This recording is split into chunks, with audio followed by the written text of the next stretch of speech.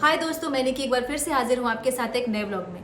दोस्तों, सबसे पहले तो मैं माफ़ी मांगना चाहती हूँ कि मैं वीडियो शेयर नहीं कर पा रही हूँ क्योंकि मेरे पास इतना वक्त नहीं हो पाता है और मैं जब से मुंबई आई हूँ मुझे टाइम नहीं मिलता कि मैं वीडियो शूट कर पाऊँ। लेकिन फिर भी आज मैंने आप लोगों के लिए टाइम निकाला है, मैं शूट करने वाली हूँ। दोस्तों, अगर आपने मेरा पहले वाला वीडियो देखा होगा तो उसमें मैंने बताया था कि मैं डबिंग करती हूँ एंड उसमें मैंने शेयर किया था कि हिंदी डबिंग कैसे की जाती है।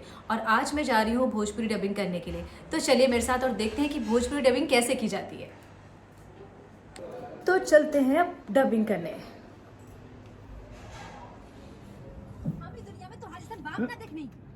तो आज हमारे साथ इंजीनियर है मिस्टर दुर्गेश कुमार। तो मैं आपको दुर्गेश कुमार से मिलवाती हूँ। तो ये हैं आज के हमारे sound engineer mister Durgesh Kumar. Hello. अच्छा, एक बात मैं आपको बतला दूं कि दुर्गेश को हम प्यार से गांधी जी भी बुलाते हैं। वैसे गांधी जी, आपको आपका नाम गांधी जी क्यों रखा गया? मतलब कुछ गांधी जी के गुण थे या फिर क्या बात क्या थी? इसके पीछे की क्या कहानी है? इसके पीछे एक छोटी सी कहानी है। क्या? मैं जब अपने स्कूल में पढ़ता था तो हम्म वहाँ पर ये जो चश्मा है ना, हम्म। यही पूरा रीजन है समझो। क्या क्या? पहले मुझे सर दर्द होने लगता था अच्छा। तो डॉक्टर ने कहा कि तुम्हें चश्मा लगाना पड़ेगा। तो हम लोग गए वहाँ पर, तो उन्होंने चेक किया, आंखों का चेकअप किया, फिर उन्होंने बताया कि तुम्हें चश्मा लगाना पड़ेगा। तो उन्होंने चश्मा दिया, लेकिन उसका जो फ्रेम था वो गोल था। ये फिर भी कुछ सही है, लेकिन वो इतना गोल था कि जब मैं इसको लगा के स्कूल में जाता तो वहाँ के जो मेरे जो साथ में पढ़ने वाले बच्चे थे, वो सब मुझे देख देख करके गांधी जी कहकर चिढ़ाते रहते थे। तो कहने का मतलब यही है कि तब से तुम्हारा नाम मतलब गांधी रखा गया। तभी से मेरा नाम गांधी पड़ गया। अच्छा। फिर स्कूल में धीरे धीरे क्लास में यही नाम फैल गया। फिर अध्यापक भी मुझे गांधी जी कहने लगे। फिर धीरे धीरे मेरे गांव में बात आई तो गांव के भी लोग सब मुझे गांधी जी के नाम से पुकारते हैं। ओके। एक बहुत ही अच्छी बात बता दूं आपको मैं गांधी जी के बारे में कि गांधी जी साउंड इंजीनियर होने के साथ साथ और भी बहुत कुछ करते हैं। तो वो हम गांधी जी से पूछते हैं, गांधी जी और क्या क्या करते हैं, बताइए। मैं डबिंग करता हूँ और थिएटर करता हूँ।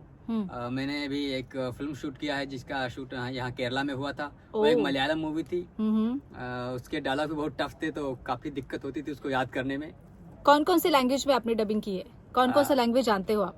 हमें हिंदी, इंग्लिश, भोजपुरी, ओके। ये 3 लैंग्वेज तो पूरी तरह से आती हैं। प्लस में हमने एक अरेबिक सीरीज की थी तो उसमें अरबी में भी डब किया था मैंने।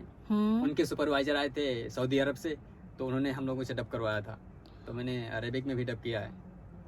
और जैसा कि आप थिएटर जाते हो तो थिएटर के लिए टाइम कैसे निकालते हो यार? थिएटर तो देखो मेरा बचपन से ही पैशन रहा है। जब मैं अपने गांव में था वहाँ पर भी मैं थिएटर करता रहता था जब भी टाइम मिलता था। अब यहाँ पर टाइम चूंकि नहीं मिल पाता तो मैंने सुबह का बैच लिया है, तो सुबह सुबह वहाँ पर मैं जाता हूँ थिएटर करने के लिए। वही 7 बजे से 10 साढ़े 10 बजे तक रहता है मेरा थिएटर। उसके बाद में फिर स्टूडियो चला आता हूँ और मैं साथ साथ में स्टैंड अप कॉमेडी ही करता हूँ। अच्छा, कॉमेडी भी करते हो, मिमिक्री भी करते हो? किसी एक चीज की मिमिक्री करके दिखा दो प्लीज। जैसे हमारे प्राण साहब हो गए। अरे बरखुरदार नींद नहीं आती, रातों में करार नहीं आता, दिन में बेटा साईं ये तो प्रेम है प्रेम है प्रेम है। आते हैं जगदीप जी। आई कम बहू करके बेटा साईं, लड़की ने तुम्हारी तरफ आंख मारी, इसका मतलब दाल में कुछ काला है। बहुत बढ़िया, क्या बात है। आप लोगों ने देखा कि हमारे गांधी जी कितने टैलेंटेड है। साउंड इंजीनियर तो है ही टैलेंटेड, ये कॉमेडी भी करते हैं, मिमिक्री भी करते हैं और थिएटर भी करते हैं। क्या क्या करते हैं आप गांधी जी, मतलब मल्टी टैलेंटेड। तो चलिए ठीक है, अब हम जाते हैं डबिंग करने के लिए। आज हम भोजपुरी की डबिंग करने वाले हैं और इसके लिए हमें सुपरवाइज करेंगे गांधी जी, क्योंकि हर एक लैंग्वेज को एक सुपरवाइज करने के लिए होना चाहिए, मतलब जिसको उस लैंग्वेज के बारे में अच्छी जानकारी है। तो आज हमें सुपरवाइज करेंगे ये। तो चलते हैं डबिंग करने के लिए, चलिए। तो आज हम करने वाले हैं इस मूवी की डबिंग। स्टार्ट करते हैं। स्टार्ट करें? चलिए।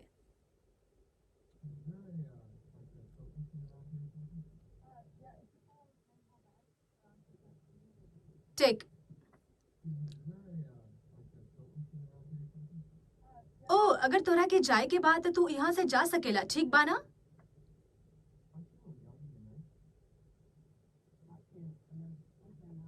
ना, हमरा के कोनो इंटरेस्ट ना बा। ठीक बा ना? हाँ, एक बार चेक कर लेना कि ये सही है कि नहीं। हम्म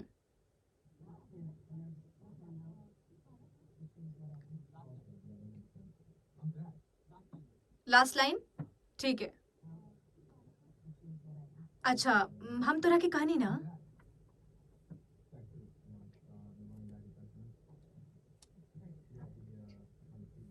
ठीक हाँ हाँ ठीक बा हाँ।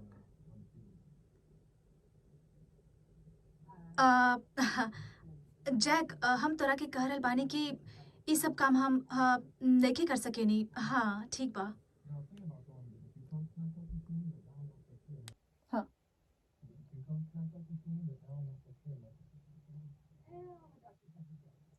चेकिंग। हाँ हम ठीक कह रहल बानी ना।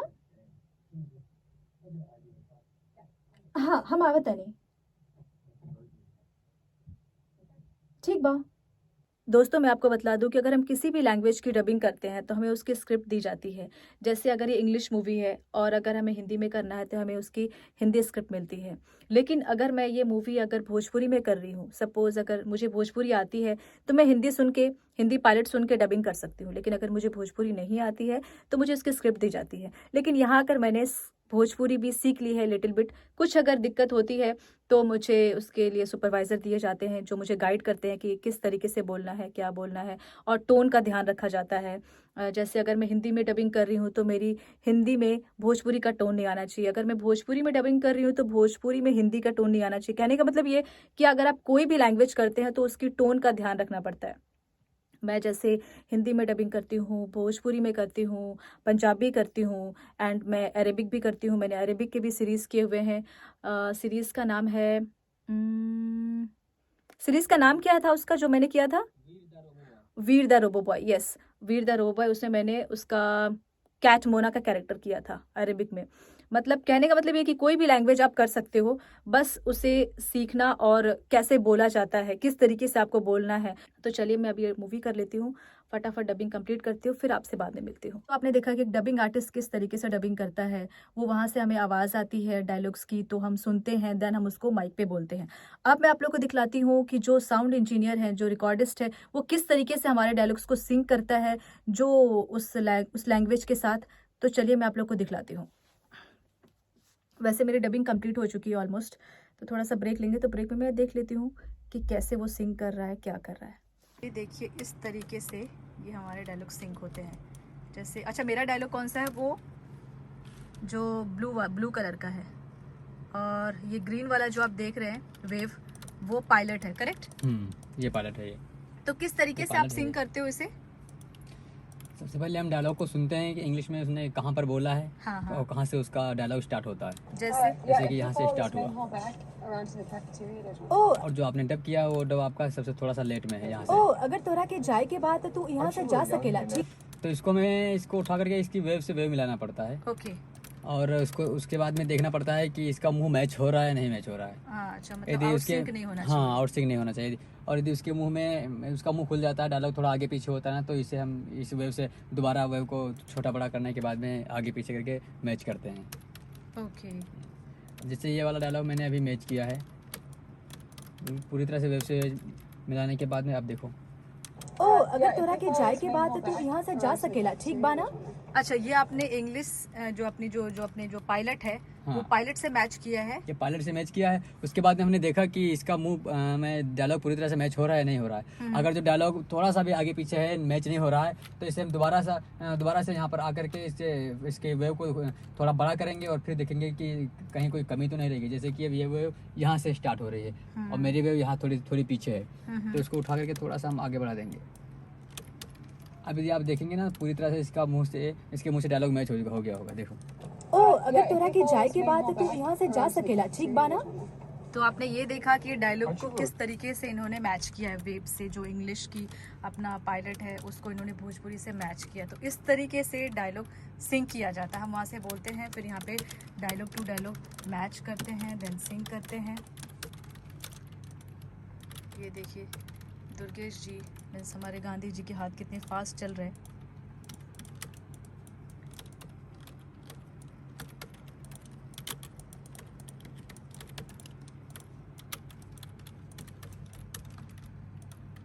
आप सुनिए।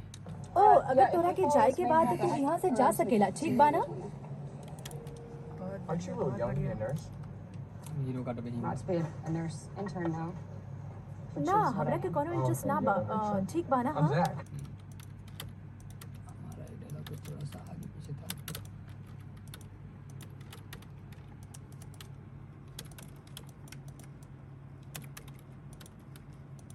I'm Zach. That's great.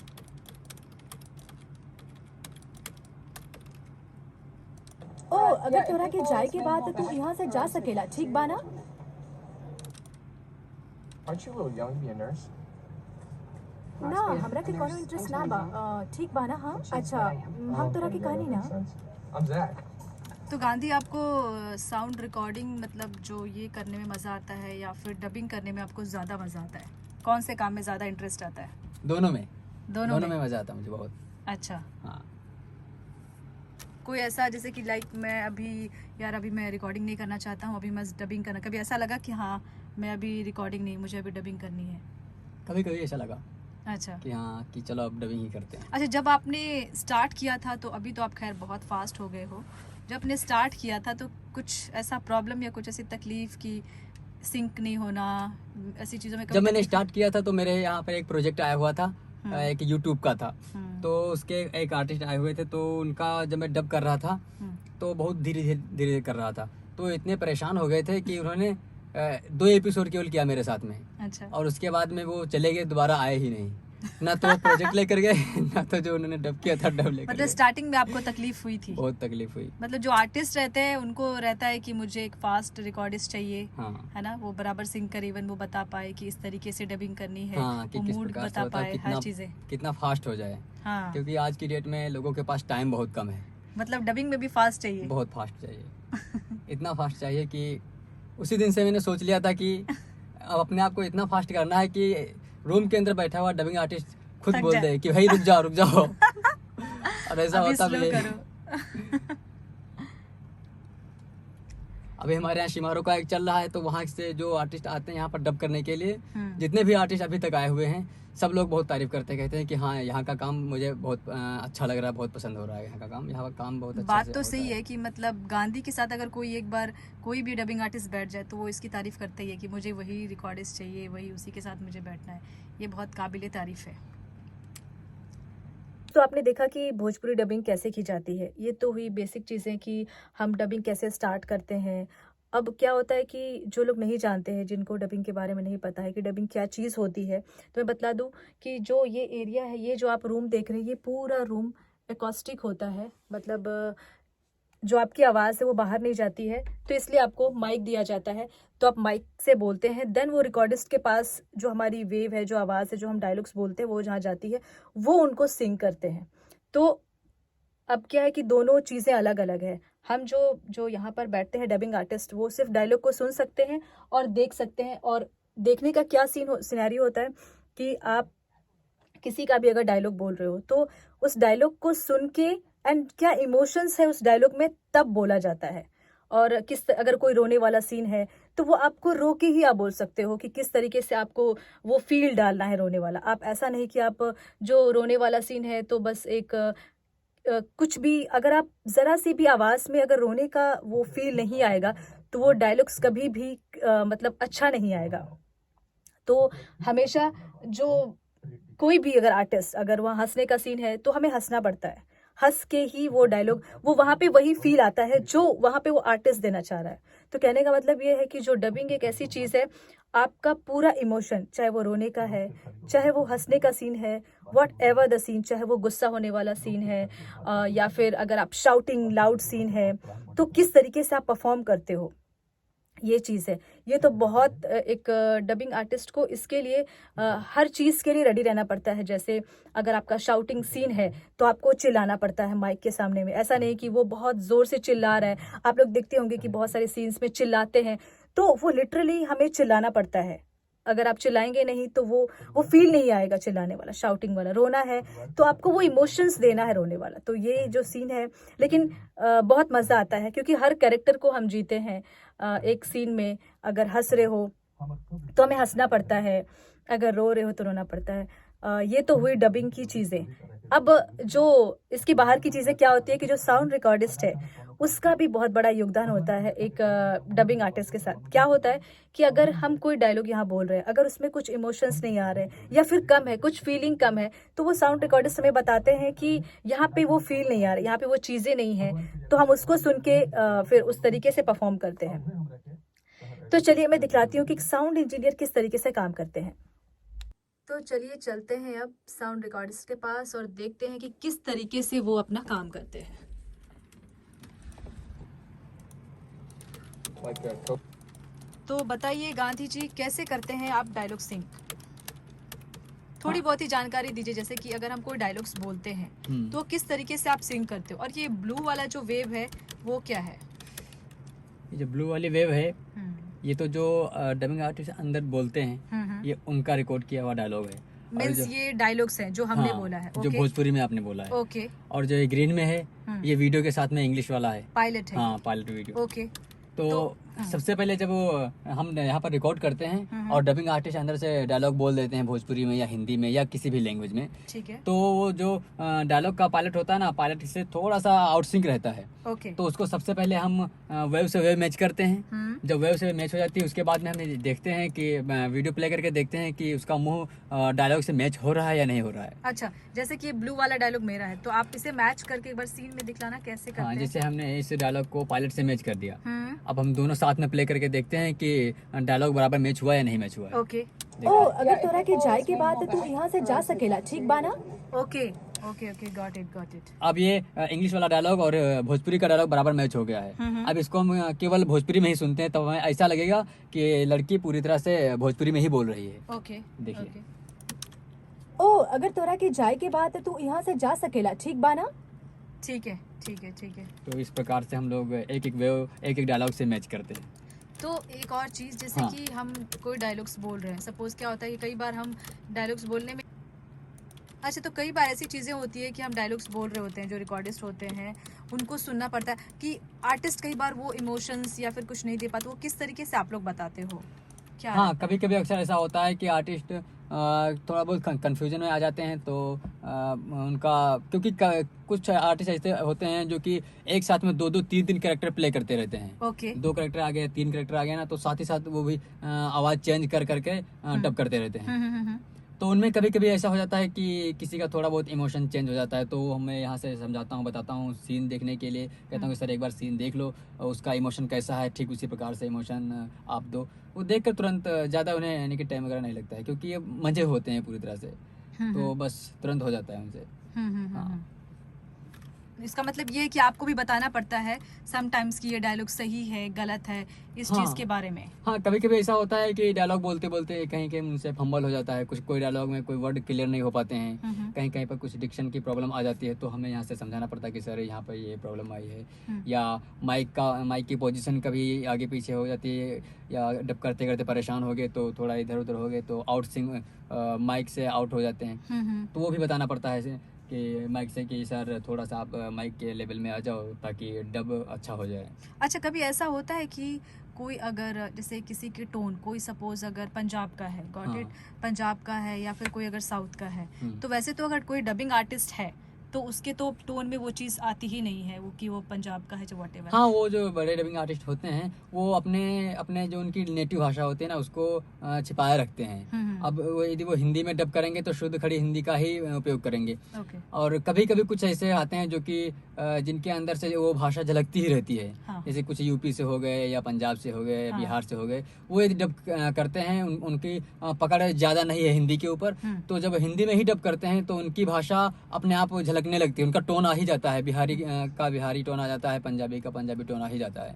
तो कहने का मतलब ये है कि एक डबिंग आर्टिस्ट को पूरे तरीके से अपने लैंग्वेज पे कमांड होना चाहिए। हाँ। कोई भी लैंग्वेज वो डब कर रहा हो, जिस तो उस पे लैंग्वेज command- जिस लैंग्वेज में वो डब कर रहा है या जिस लैंग्वेज में डब करना चाह रहा है, तो उस लैंग्वेज की पूरी जानकारी होनी चाहिए उसे, उसका पूरा डिक्शन क्लियर होना चाहिए, और उसका टोन भी पूरी तरह से चेंज रहना चाहिए। जिस लैंग्वेज में डब कर रहा है तो उसका टोन उसी लैंग्वेज का ही होना चाहिए। Okay. यदि मैं बिहार का हूँ और मैं हिंदी में डब कर रहा हूँ, तो मुझे ऐसा चाहिए कि मैं इस प्रकार से डब करूँ कि लगे ना कि कोई किसी बिहारी ने डब किया है। ओके ओके, मतलब इस चीज़ों का ध्यान रखा इन जाता सब है, चीज़ों का ध्यान रखा तभी जाता वो है। एक अच्छा डबिंग आर्टिस्ट हो हो सकता पाता है। है, हाँ। और जैसे एक साउंड इंजीनियर के बारे में बताओ कि इसमें अगर किसी को साउंड इंजीनियर बनना है तो उसमें क्या क्या क्वालिटीज़ होनी चाहिए और क्या क्या कर सकते हैं उसके लिए? क्वालिटीज तो सबसे पहले यही है कि उसके अंदर पैशंस होना चाहिए। पेशेंस। हाँ, क्योंकि ये साउंड इंजीनियरिंग का काम ऐसा है, आप कुछ ही समय में सीख सकते हो यदि आपके अंदर पैशंस है तो,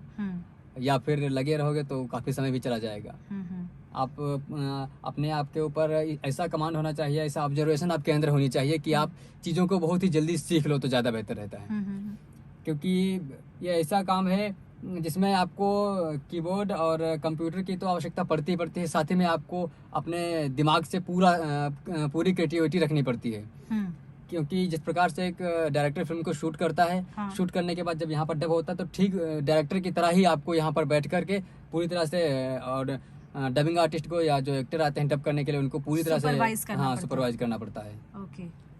तो पेशेंस की बहुत आवश्यकता है इस लाइन में। और क्योंकि घंटों बैठकर काम करना पड़ता है, ये भी नहीं कि आपकी टाइमिंग फिक्स है कि आप 12 घंटे ही काम करोगे, ऐसा कुछ नहीं होता। क्योंकि अब आपके पास प्रोजेक्ट चल रहे हैं तो आपको काम करना पड़ेगा, फिर चाहे दिन हो या रात हो, हम लोग कुछ नहीं देखते हैं। डेडलाइन हाँ। भी रहता है कि इतने प्रोजेक्ट कंप्लीट करने हैं। हाँ, इवन दो पूरे डबिंग आर्टिस्ट भी नाइट में भी डब करते हैं। हाँ, रात को भी करते हैं, दिन में भी करते हैं। कुछ तो ऐसे हैं जो कि पूरा पूरा दिन करते हैं, रात को भी करते हैं, करते ही रहते हैं जब तक उनका प्रोजेक्ट पूरा नहीं हो जाता है। उसके बाद में रेस्ट लेते हैं कम से कम।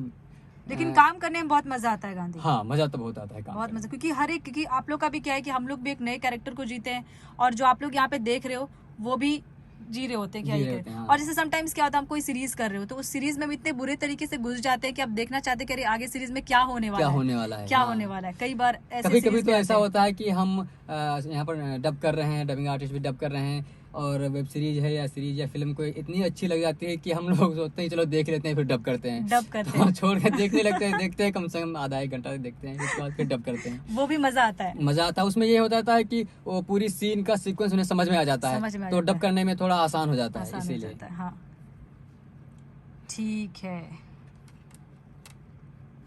तो गांधी, लास्ट में आप मेरे दर्शकों को क्या बोलना चाहते हैं?